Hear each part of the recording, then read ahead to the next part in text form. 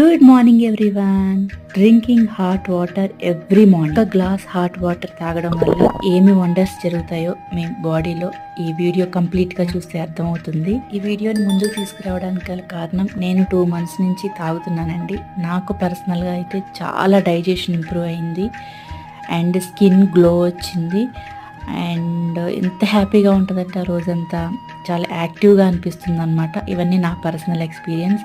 ఇంకా తెలియనివి ఎన్నో ఉన్నాయి. మీకు ఎలా ఇష్టమైతే అలా టర్మరిక్ వేసుకుంటారు, లేకపోతే హనీ వేసుకుంటారు, లేకపోతే లెమన్ వేసుకుంటారు. మీకు ఏ ప్రాబ్లం ఉంటే ఆ ప్రాబ్లం సొల్యూషన్ మీ చేతిలోనే ఉందన్నమాట.